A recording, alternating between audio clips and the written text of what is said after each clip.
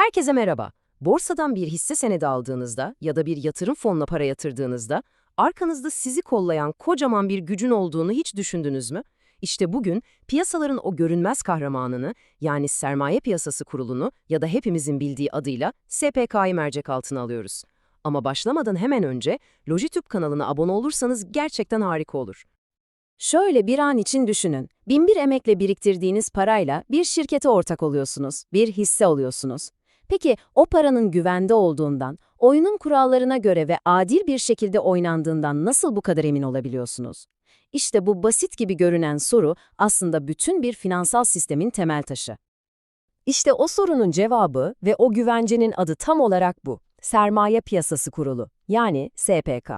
Onu şöyle hayal edebiliriz. Hem maçın kurallarını belirleyen ve faul yapıldığında düdüğü çalan bir hakem, hem de yatırımcıyı, yani bizleri koruyan bir bekçi. Peki, SPK tam olarak nedir? Ne iş yapar? Aslında görevi iki ana sütun üzerine kurulu. Birincisi ve en önemlisi sizin gibi, benim gibi yatırımcıların haklarını korumak. İkincisi de piyasaların güvenli, şeffaf ve istikrarlı bir şekilde çalışmasını sağlayarak ülke ekonomisinin büyümesine katkıda bulunmak. Yani hem bizim cebimizi hem de memleketin ekonomisini düşünen çok kritik bir yapı. İyi de durup dururken böyle bir kuruma neden ihtiyaç duyuldu ki? Bunu anlamanın en iyi yolu zaman makinesine atlayıp SPK'nın olmadığı o eski günlere, finansal piyasaların adeta bir vahşi batı olduğu yıllara kısa bir yolculuk yapmak. Hadi gidelim. Gözünüzde canlandırın. Ortada ne doğru düzgün bir kural var, ne de bir denetim mekanizması. Şirketler yatırım yapmak için kaynak bulmakta zorlanıyor, tasarruf sahipleri ise birikimlerini nereye koyacaklarını bilemiyor. Tam bir belirsizlik ve kaos ortamı yani. Durum böyle olunca doğal olarak kimse parasını tanımadığı, bilmediği bir sisteme emanet etmek istemiyordu. Piyasaları düzenleyen, denetleyen bir otorite olmayınca yatırımcıların sisteme olan güveni de sıfırdı. Bu da ekonominin çarklarının dönmesine engel oluyordu.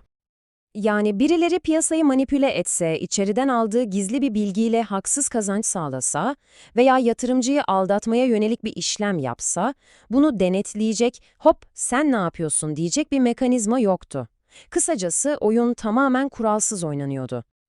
Peki, bu kuralsızlığın, bu kaosun en büyük mağduru kim oluyordu?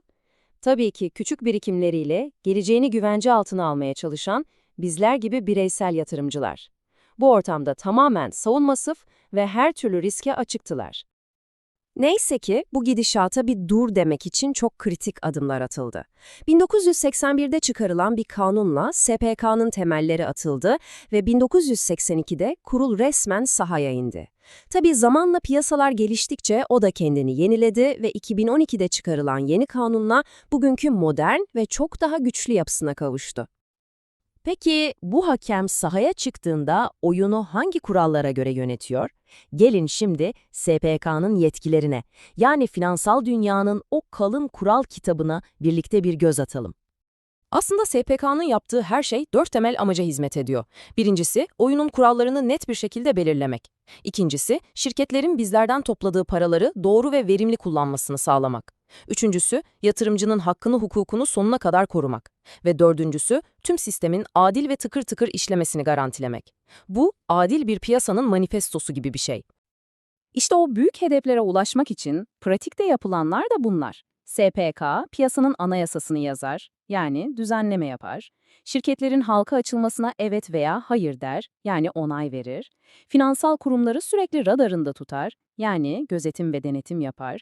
Ve en sonunda kuralı ihlal edenin de gözünün yaşına bakmaz, cezasını keser, yani yaptırım uygular.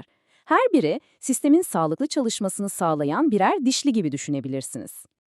Evet, SPK sadece kural koymakla kalmıyor. Aynı zamanda bu kuralları ihlal edenlere karşı düdüğünü çalma, yani ceza kesme gücüne de sahip. Şimdi bu yaptırım gücünün hakemin düdüğünün nasıl işlediğine bir bakalım. SPK'nın yaptırım gücü böyle kademeli bir merdiven gibi işliyor. Her şey genellikle bir uyarıyla başlıyor. Eğer kural ihlali devam ederse idari para cezaları devreye giriyor. Durum daha da ciddiyse bir aracı kurumun faaliyetleri geçici veya hatta kalıcı olarak durdurulabiliyor.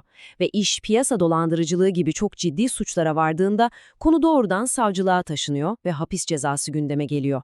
Bu hakemin düdüğünün ne kadar caydırıcı olabileceğinin en net göstergesi. Peki, tüm bunları konuştuk. Gölün sonunda bütün bunların bizim için anlamı ne? Toparlayacak olursak, SBK hem biz bireysel yatırımcılar için hem de genel olarak Türkiye ekonomisi için neden bu kadar hayati bir öneme sahip? Aslında şu söz her şeyi mükemmel bir şekilde özetliyor. SPK, yatırımcının güvencesi, şirketlerin düzenleyicisi ve piyasanın bekçisidir. Yani o olmasaydı ne biz yatırımcılar olarak kendimizi güvende hissedebilirdik ne de şirketler adil bir rekabet ortamında büyüyüp gelişebilirdi.